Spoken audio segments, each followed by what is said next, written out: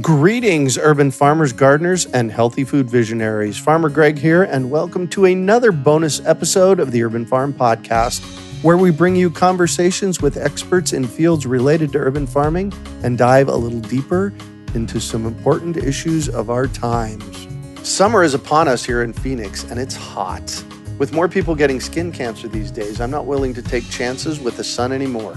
Before I introduce today's podcast guest, I want to share with you how I stay cool and comfortable working in the summer heat. My number one strategy is wearing lightweight, breezy, sun-protective clothing, like cool, moisture-wicking shirts and hats that shade my head, ears, and the back of my neck. I've partnered with Gemplers.com to handpick my personal favorite sun protective wear, and you can see them at Gemplers.com/urban farm. That's Gemplers, GEMPLERS.com/urban farm. When you use the code UrbanFarm01, you get 20% off your first order. Heidi and I use these essential items on this list every day on the Urban Farm. Check them out and stay cool this summer. Bill McDorman is the executive director of Rocky Mountain Seed Alliance in Ketchum, Idaho. He got his start in the bioregional seed movement while in college in 1979 when he helped start Garden City Seeds. In 1984, he started Seeds Trust High Altitude Gardens, a mail-order seed company he ran successfully until he sold it in 2013. He authored the book Basic Seed Saving in 1994. Then in 2010, he and his wife Belle Starr created Seed School, a nationally recognized week-long training. Bill is a passionate and knowledgeable presenter who inspires his audiences to learn to save their own seeds. Welcome, Bill. How are you? I'm doing well, Greg. Thanks for being here. Hello, everyone. So we're going to jump right in, and we're going to be talking this evening on extreme seed saving. I'm just going to turn it over to you, Bill, and I'm going to have to kind of jump along for the ride as we go. Well, where would we get the idea of extreme seed saving? I think it has something to do with the extreme weather we've been experiencing. And as I look across the country and around the world, it just seems maybe they're just getting better with the weather reporting, and we're seeing all these things that always happen, but it just sure seems like things are an extreme level. And so as seed savers, there's some tricks and some things I've learned along the way that might be able to help us. I mean, of course, if things get too extreme, man, it gets really, really tough. But there are some things we can do. And so one of the things to think about is that if we're trying to save seeds, that means that those seeds, came from flowers, and those flowers were there for pollination. So pollination is a key part of this whole thing. It's what we teach in seed school about how to control that pollination is really one of the greatest tools we have for improving the varieties that we're trying to save seeds from. But that's a whole other topic. But what I want to do is just for a second talk about the pollination process itself. So if you think about it this way, that pollen kernels are actually seeds. They're like a miniature, in most cases, somewhat simplified version of a seed. And the stigmatic surface, we call it, the place where the pollen lands to initiate sexual reproduction, that's like a garden. It's like a well-composted garden bed. In fact, it's the one that the pollen grain has to hit if it's going to grow into a plant. And you say, so that sounds kind of strange, but corn is probably the most visual example, and you can find pictures of this. But when a pollen grain lands on a corn silk, what happens is that it actually starts to grow a little root. It's like a simplified process of growing a small plant. And that little root grows all the way down the corn silk and into the ovary, which is where the corn seed is going to be someday. And so that's why if pollination does not take place, if that little pollen grain doesn't hit every single silk and have enough time to grow a little root down into the ovary and exchange material, chromosomal material, then sexual reproduction does not take place, the ovary does not grow, and you have a little blank spot in your corn cob. And so the key for us to think about here tonight when we're talking about extreme gardening is realizing that this kind of a garden, with the pollen grain being the seed, also has some requirements. And one of those is that it's got to be the right temperature for this process to take place.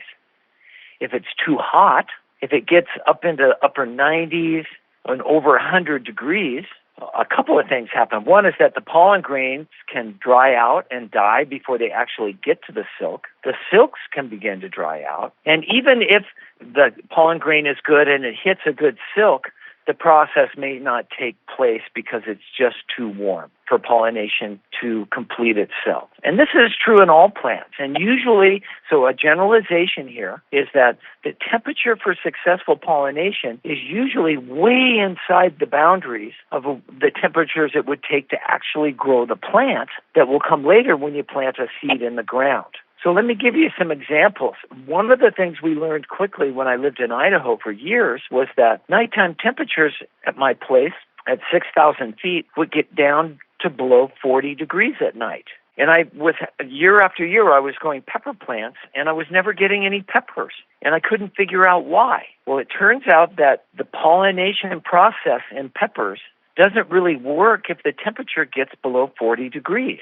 Now, we would have maybe an 80 or 90 degree frost-free season some years, so it wouldn't get below 32, but it was pretty rare, especially back in the day, for it to get above 40 in the night for a nighttime temp. Therefore, we had these really luscious-looking pepper plants, but we never had any peppers because pollination never took place. It was just too cold at night. So when we learned that, we could do a couple of things. One was to provide some sort of passive solar storage, rocks or something in and around the plants to help it stay above 40 at night, some kind of covering just at night to help the temperatures stay higher. And then the other thing we found out is that it turns out there's a genetic anomaly that allows the pollination process to take place in peppers below 40 degrees, clear down to freezing. And so there were a couple of new varieties of peppers that had been advertised at the time that had this trait. And once we started growing them, we were able to get peppers, even though it was getting cold at night. So that's an example of extreme seed saving, thinking about the problem and realizing that we could fix it, yeah. And it's not surprising because on the other end, we run into the same problem with tomatoes on the heat. That's true. You would know that, and you could speak to that. So, at what temperature, Greg, do your tomatoes stop producing tomatoes in the midsummer? Well, I'm going to say in the June time frame, and in June our temperatures can get up as high as 121 degrees, although that's rare, but it's nothing for us to be getting temperatures at the end of May and into June at 110 or 112. Yeah, that if you read the literature, and the best articles I read about this were from Great Britain, and they said even 80 degrees. There are lots of varieties of tomatoes that don't like the temperature to get above 80 degrees, or wow. Pollination won't take place. Now, my own experience is that's probably closer to 90. It may have something to do with humidity too. There's lots of variables here, but for sure, almost every gardener I met in Phoenix just tells me when it gets over 100, forget it. Right. We're just not getting tomatoes. Yeah, exactly. The tomato plants will survive, and once things start to cool down again, lots of times, those same plants will start going through another bloom and start having tomatoes again. And it was just the problem of it being too hot.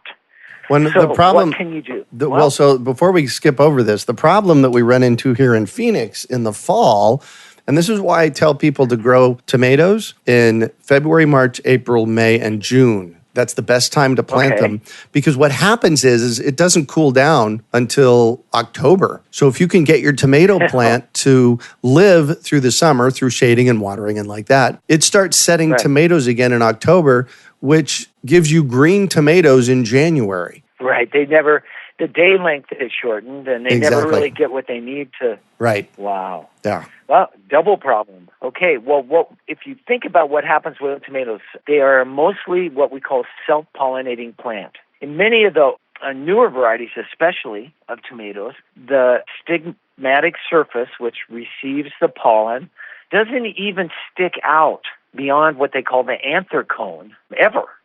Or if it does, it's only after it's brushed by its own pollen. I mean, the physical flower ensures almost every time that tomatoes pollinate themselves. And this is a process they've worked out, and they're happy with it. If you look at it very carefully, though, there's still anthers being produced, and those anthers are the things producing the pollen. And there's a little itsy-bitsy space between that and the stigmatic surface. They're really close, and they're all in the same little cone, but the pollen just can't get over to the stigmatic surface unless the plant is shaken just a little bit. Just a little bit of breeze usually is all that it takes in order to do this. I noticed this when I walked into some commercial greenhouses that were growing tomatoes, and they had huge fans, one whole wall of huge fans blowing on it, and they said that was to help with pollination. If they could shake the plants a little bit with the wind from these fans, then they would get pollination. So what we started realizing is that even in Phoenix, so what's your nighttime, your early morning temperature there now, Greg? Probably what's 88 to 92 this time of year, which is July. Wow. Okay. 88 to 92. So if we do in fact have tomatoes that can set fruit up to 90, and I've seen that happen over and over again, then what you want to do is get up at the crack of dawn, at the coldest part of the day, when that pollen is still good and the process could take place, and walk out through your tomato plants and shake them. Shake them with your hands. Turns out that even in Phoenix and most places, you'll get a breeze during the day, but it'll only happen after it's too hot. Yep. And that's the real reason that your tomatoes won't set fruit. And so this doesn't work all the time, but I've personally greatly increased the amount of tomatoes I can get here in Cornville. And my nighttime temperatures get down in the 70s. And so I even have a better chance than you do. Nice. You want to hear a funny story? So about 12, 15 years ago, my friend Jen Nelkin, who founded and runs Gotham Greens in New York City, they have over 200,000 square feet of greenhouses on office buildings in New York City and Chicago, I think. In fact, the Whole Foods... I met your friend. Yeah. I saw a presentation. Yeah. Phenomenal. Exactly. So she was doing something called the Science Barge in New York City when she was there. I'm thinking it's about 15 years ago. And it's a barge. And they put a greenhouse on the barge. They put solar panels on the barge. They put a water machine that would, make the salt water fresh to water everything. So it was supposed to be a totally sustainable greenhouse on a barge.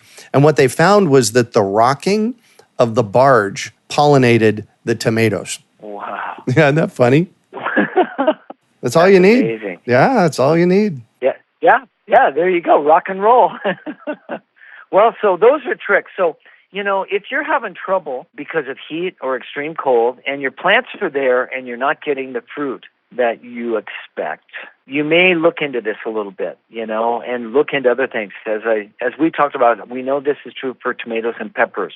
We know that corn pollen, at 90 to 100 degrees, dies really quickly once it comes off the tassels. Mm-hmm. Almost all hand pollination for corn takes place early in the morning with fresh pollen. By noon, it's over. All the pollen's dead, and if those silks haven't gotten pollinated, then it's sometimes they'll last another day. But it's amazing how so much of pollination. Same with squash. Boy, the people that do pollination of squash always get up early in the morning to take care of that also before the heat of the day. So those are just some tricks to help you if your weather is getting extreme. Yeah, here's another pollination question for you. So somebody has a squash in their backyard, and they get little teeny squash that are about 2 inches long, and then they dry up and fall off. What's going on? Aha. It means, in many cases, it means that they have not been pollinated. Right. If you look at a squash plant or a melon plant, there's a little fruit at the base of the female flowers, or the flowers that receive pollen, as we call them these days. There, you can see a little fruit. It's like a mini version of the squash or melon. Mm-hmm. And so when the flowers finally open, if there's no pollen brought into that flower, squash can receive pollen from the same plant, but that pollen has to come from a separate flower.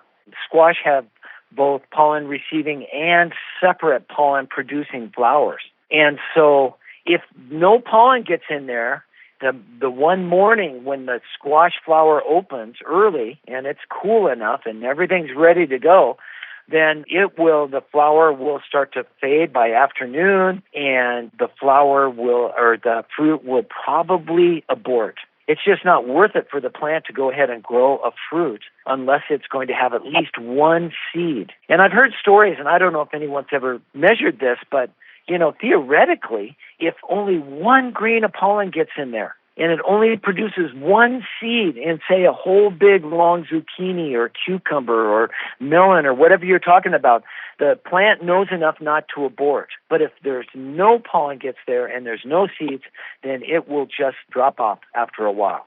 So that's most likely. There are other disease problems, blossom end rot and other things that happen. Sometimes, I've seen that happen if plants dry out way too much, or even if they have way too much water. Mm-hmm. So I'm speaking without knowing all the details, but that's what I would try first. So what I would do is go out immediately, locate which are your female flowers. How do you tell the difference? You look for the little fruit at the base of the stem. In other words, where that flower hooks on to the vine, you will see a mini version of the fruit that you're going to be looking for later. That's just how they develop. From the very beginning, there's a lump. They're wider, whereas the male or pollen-producing flowers have just really thin, straight stems. And so it's a matter of, you can learn to recognize when those flowers are going to open. They start to get a little bit orange, but they're still kind of green, and they're pyramid shaped. The tips are all touching together and they're closed. And if you start to see flowers like that, go out the next morning and they'll just start to open. And for the flowers that are just starting to open, what you should do then is find a male or pollen-producing flower that's already open. And if you look in, it looks like there's a little paintbrush in there. It'll be covered with pollen. Right. You can take one of those paintbrushes and you can shove it into your pollen-receiving flower and dust things around and make sure that you get that pollination takes place. And I'll bet if you do that, you'll see that you'll have way fewer of those flowers abort. Perfect. Thanks for that. So you were when I interrupted you 5 minutes ago, you started saying another extreme. Well, the other way that weather gets extreme, and we're seeing this all over the place for different reasons, but seasons are coming late. We're getting unusual late frost, so you can't get things going as early as you need to grow seeds, or the season ends early. You get a freak snowstorm or frost earlier than you think. Or later than we think. Or later. We've had that happen also. So I just wanted to drop some general concepts in here about seed saving. Generally, it takes longer, sometimes way longer, for a plant to produce seeds than it does to produce the fruit that we're used to harvesting. That's true with tomatoes and peppers, and they're not as extreme. Cucumbers would be a more extreme version. It takes maybe 2 to 3 weeks for peas and beans to actually dry up and mature seeds beyond what would be a green bean or a fresh pea eating stage. So from the very get-go, you're going to need more time than you would just growing the vegetable. So plan for that. And what we used to do in Idaho, where it would lots of times freeze late or freeze early, we had a pretty short season, so we had to nail it. We had to have things ready to go. We would start our tomatoes and peppers way early, say February 1st, and we would grow them up 8 weeks before we would put them out. And then when we would put them out in this little device called a wall of water, which was a little vinyl teepee to protect them from those errant and sudden frost that would inevitably come. And then by June 1st, we could take that off and we'd have a fairly mature plant on its way to producing tomatoes and or peppers, and then we would get mature fruits and peppers that even started to dry by the first fall frost, and we could actually get good seeds. So that's nice. One of the tricks. Now, if you've tried your early trick and now you've got the most amazing crop on, say of beans or tomatoes or peppers or peas, any of these crops, and you come in and your wife is shaking her head going, this is not good, and you look at the weather and it's going to freeze the next morning, and you go, no, it's only August 20th. Oh, no. And so what you can do, and I've had to do this, is that you can pull, if you've got to have the room in a garage or work or whatever, you can pull the whole plant. That's what I suggest. If you want the best seed, you go ahead and pull the whole plant. Shake the root off, the dirt off the roots, and hang them upside down in your garage. I've strung up wires, I've had hooks or whatever. This happened to me so many times. And all that energy in the roots and the whole plant will coalesce and be used to help the plant do what it wants to do most, and that is finish making seeds, reproducing itself yeah. by making seeds. So those are just a couple of the tricks that I've learned over the years. From John, Ridgefield, Washington, he said, is there an effective way to start root vegetables, beets, turnips, parsnips, etc., in a greenhouse? We have a short growing season, and it really helps to set out our plants rather than seed them into the garden. Wow. Well, don't lump all root crops in the same basket. And I assume what you're talking about is, I will assume first is just growing the roots so that you have a short season, you just want to eat your carrots or your potatoes or your radishes, or radishes aren't usually a problem. A problem because they're so carrots, quick, right? Yeah. You can get them anyway from seed. But, carrots are difficult to transplant because of the root, the taproot. And once you disturb that taproot, it gets pretty tough to move it, to transplant it. So that was for the carrots. He said beets, turnips, and parsnips. Here's what happens is that when you start those early from seed in trays or whatever, those roots are punching down through the bottom. That's our descriptive term for them is very descriptive. And so once you try to transplant those, you've disturbed that root. And many times, if not every time I've tried this experiment, where when I transplant that plant outside, one of the things I've learned to do is just put a seed right next to it. I know it's 3 or 4 weeks later, Interesting. And I've been trying to get this stuff to go early, but I'll put a seed right next to it. And almost every time, the seed-grown plant will outperform and be earlier than the plant that I disturbed by transplanting. Yes. Even though I started it early. And so, I'm not saying this happens in every case, but that has been my experience. Now, if you're talking about growing those plants for seed, that's a different story. Parsnips and beets and carrots, you can actually dig up at the end of the year and look at all of them and see which ones you like best as far as size and shape. You can even take a little sliver out of them and taste them to see which ones are more sweet.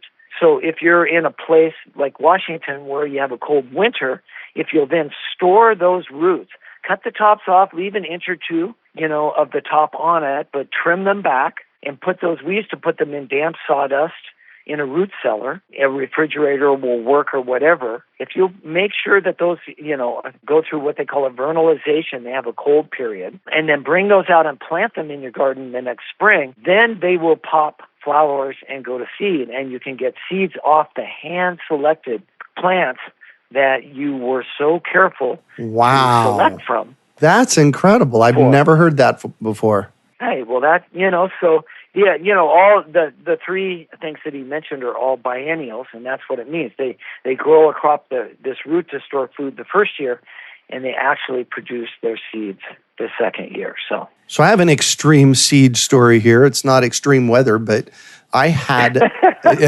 a young man it's been just about a year ago. He came and helped me here on the urban farm, and I thought he was a little bit more trained than he was. And I handed him 4 or 5 ounces of carrot seeds that I'd saved from my front yard, which is how in 5 ounces of carrot seeds, how many seeds is that? Well, let me tell you, there are 600 seeds per gram, 28 grams in an ounce. So you can do the math. You're into the hundreds of thousands. Yeah. So I asked him to plant some rows of carrots, thinking that he would, put 2 or 3 seeds in a hole or, 30 or 40 of them on a row. He planted all 5 ounces in this bed. It actually turned out to be quite brilliant because when it came to pulling up the carrots, there was nothing there. They were, so close and trying to thin that many carrots was futile. But what it's created is this massive amount of seeds. Wow. I'll bet you I have, I don't know, I'm going to process them, but I'll bet you I end up with a pound of seeds. Wow. Well, and what's great about that, Greg, is that, carrots are an outcrossing crop. I'm using, seed school language here. So what's outcrossing? What that means is the outcrossing means they like to have pollen from somewhere else. They like to have pollen come and cross-pollinate them from other plants. And if you don't get a bunch of plants to do that, different plants, carrots can exhibit, down the road you save the seeds and plant it, what they call inbreeding depression. Right. So that's another big... So in other words, if you don't have enough of a population when you save seeds from flowers that have all cross-pollinated each other, then it can happen that down the line you'll get smaller carrots that just don't have the vitality of the plants. So in order to avoid that, you need more plants. And so what's really interesting to me about your little experiment is that you found a backyard garden way around that. If you've got a couple of ounces of seed and you really want to save seed from that, you want it to be adapted to the conditions in your own backyard, you can do that by massively overplanting and they'll compete against each other. They'll throw up thousands of different flowers. All those flowers will have different genetics and cross-pollinate with each other. And that pound of seed that you save will actually be really good seed, which is not normal in a small backyard plot. So right. Congratulations. Wow, cool. You helped solve a problem. Awesome. That is cool. Yeah, I'm doing that with my corn this year. I planted 500 plants in an area that only holds about 100. And I interesting. did that to get more genetic diversity, in a sense, into my corn population. And I learned that from a man, Brett Baker, who lives in New Mexico, who's been in and around the Pueblo gardens along the Rio Grande as a hobby, trying to learn how Pueblo people grow their corn. And that was just something he noticed they did, especially in small plots. He always wondered how they could avoid inbreeding depression when he only had 100 plants. And when he started looking carefully, there was actually 500 plants. And when he was finally invited to go through some ceremonies to plant with a planting stick, he noticed they were putting 3 to 5 or more seeds down each hole. He just thought one plant had many stalks, but it turns out that they were each a different plant. Oh, interesting. And so it sounds like you did that with your carrots without knowing it. That's great. Yeah, well, I didn't really do it, but it just happened. So define inbreeding depression. I don't think you've said that yet. Well, humans, we know, we've all been taught that. You don't marry your cousin. Oh, right. Right? You don't marry within your own family. And why is that? I mean, the genetic way of describing it is that could allow what we call a deleterious recessive traits to find each other in the small population and then express themselves. So you could get mutations. And human populations have learned that. We have this inherent urge to go outside our families and to go to new cities or to new countries or whatever to marry and have children because it's just healthier. And so that's a simple way of explaining what happens in plants. When you don't have enough plants, it's like they're all marrying each other. They're cousins. And if there are recessive traits or things we don't like, they could start to express. They have a greater mathematical chance of expressing themselves. I mean, I could draw pictures in seed school. We go into this a little bit. But just, and if you look at most seed-saving books, I have a little book called Basic Seed Saving, and you can even get it on Amazon. I think it's a Kindle. But it tells you the minimum population numbers that you would need. Also, there's a great book out that was written by the Organic Seed Alliance and Seed Savers Exchange. I think it's called Seed to Seed. And they give you 2 numbers, actually, for each vegetable or grain or plant that's in this book. One is that if you're just a backyard gardener and you want to keep your population generally healthy for your needs, then you only need, say, 5 to 10 plants. But if you are a professional grower and you are dealing with a huge acreage of a plant where uniformity is at a premium, then you should probably save, from 100 or 200 plants. I'm making those numbers up, but you get the point. And so it's really nice to kind of see that there are differences. Again, nobody knows exactly how few or how many it takes right. to have healthy populations. These are things that have been observed over a period of time and are worth paying attention to down the line if you want to grow and save your own seeds and adapt something to your own backyard. And maybe I'll just end with this. I heard an incredible. So, I've been growing and saving seeds since 1979, and had my own seed company for 28 years. And I just heard something the other day, and this just points out how much there is to learn in this field. But I heard about a variety of corn that was grown I'm trying to think the name of the gulch, because the corn is named after it, in Idaho on the Snake River. And the story that goes with this corn is very interesting. The fellow growing it lives by himself. He's way down a dirt road near the wilderness, and he saves his own corn seed from his field. And he's got a pretty large population. He's got, 200, 500 or more plants. So that shouldn't be a problem. According to literature, that shouldn't be a problem. After about 8 or 9 or 10 years, he would of growing and saving his own seeds, he would notice that the whole field would start to lose some of its vigor. It just wasn't as tall. The corn cobs weren't as big. It looked like inbreeding depression. And so what he did the first time, and he's been through this 3 or 4 times. He's been doing this for 40 years. Wow.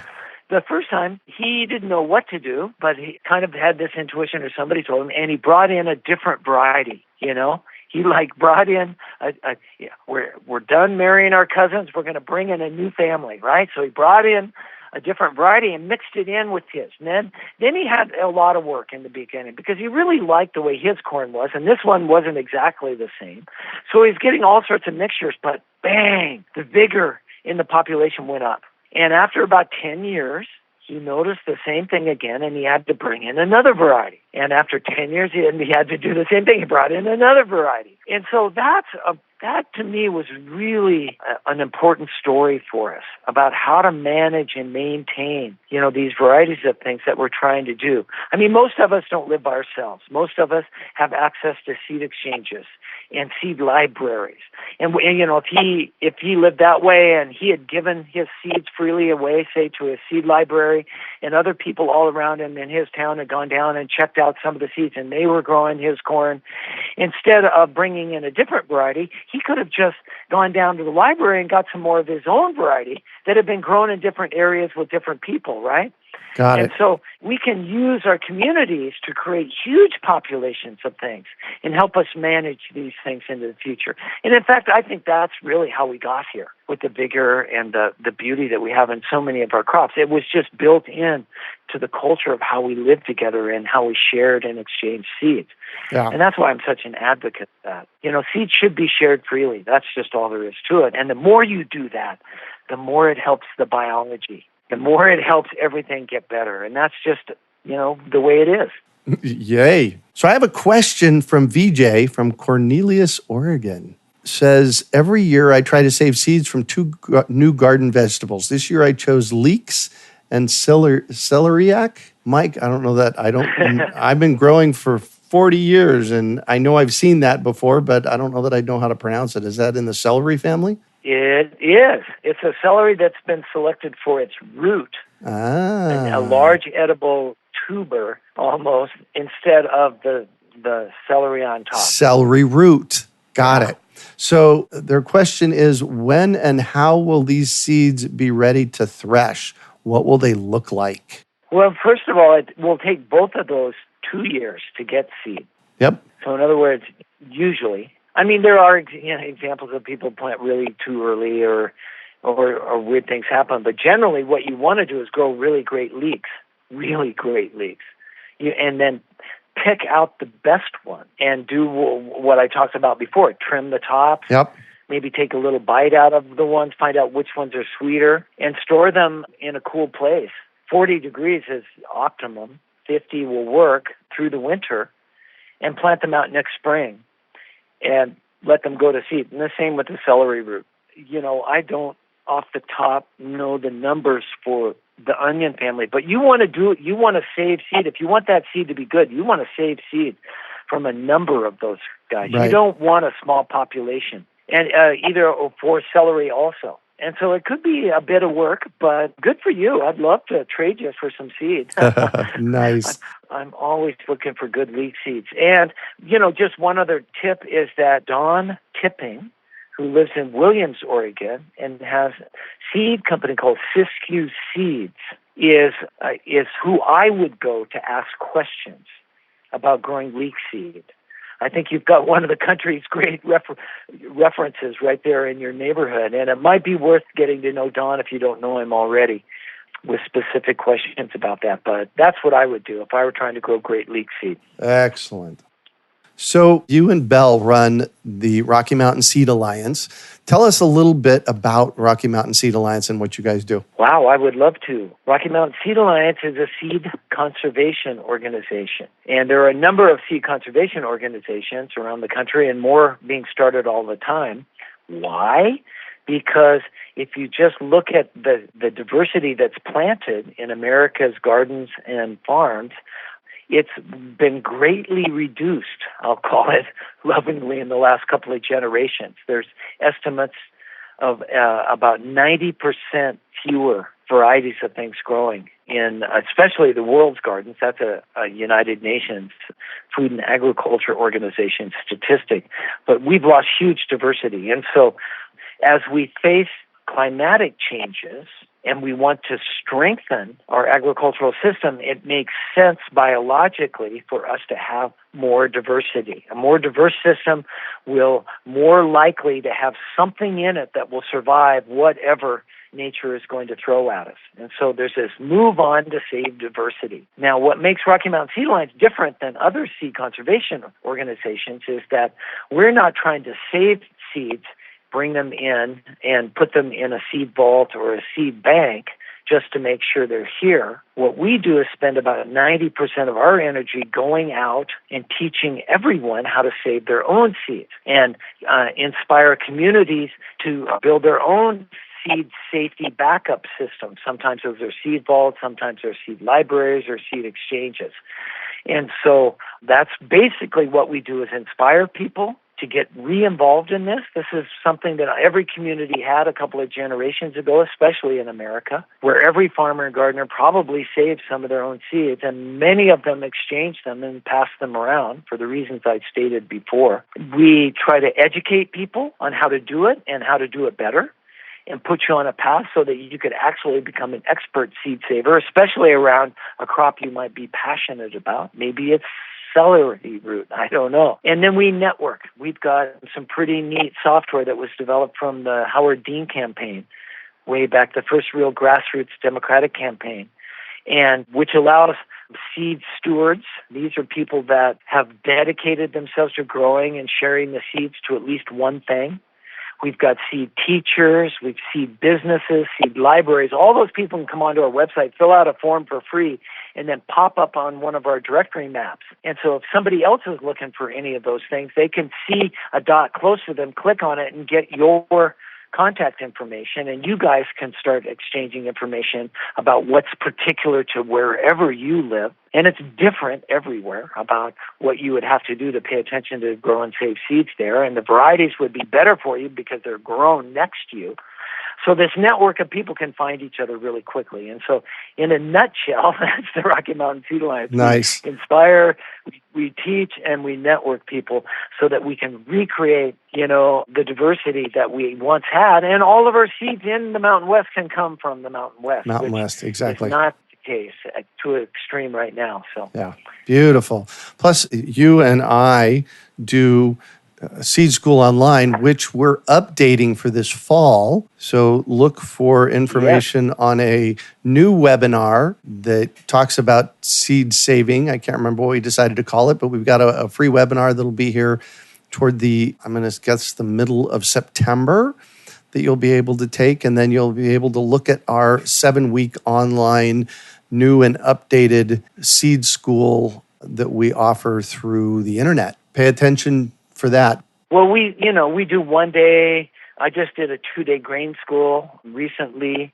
We do 6-day programs. We've trained more than 1,000 people. We've trained over 120 teachers to start teaching their own seed schools. And some of those are going on now. So there's lots of seed school stuff out there. But the Seed School Online is really distilled and clear. It really was a lot of work to put that together, but it was based on 40 years of personal experience, 28 of which I owned a seed company. And then we started doing these, we've done over 40 or 50 of these seed school programs. And we learned what is important to present. We took feedback. And so all that got mixed into 7 online webinars that we call Seed School Online. So it really is I think it's an amazing achievement. Sure took a lot more work than I thought it would. Yeah, exactly. Well, plus it's going to be more than 7 because we've got some bonus. Yeah. You and I have been working together now, for 5 or 6 years on doing online work. So there's the new version of our seed school that we offer online is going to be amazing. So thank you for your work there. Any last minute thoughts? Phase into the extreme. And what it actually is going to do is sharpen our skills and give us the chance to start selecting amazing things. What will come out of the extremities are better vegetables that are more nutritious, that work better for us. That's the magic of getting involved in seeds. Every disaster can actually be the best thing that happens to you as far as saving the seeds for something that's resistant to whatever happened to you in the first place. So I'm excited. I'm excited about all the people that are getting involved in this, how we're networking and sharing on an unprecedented level, and how we've got a chance. We have to think that we have a chance. So yeah. Awesome. Thank you so much for joining us this evening, Bill.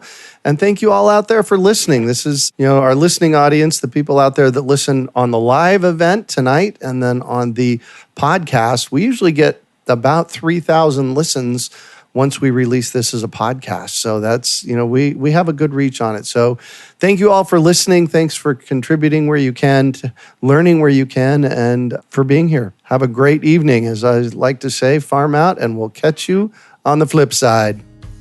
We hope you enjoyed today's episode of the Urban Farm Podcast. Remember to listen for tips, advice, and resources to help you on your journey with urban farming. You can find us on the web at urbanfarm.org or send us an email to podcast@urbanfarm.org. In the words of Vincent van Gogh, great things are done by a series of small things brought together. Be encouraged that with each lesson learned and skill developed, you are one step closer in the direction of your dreams.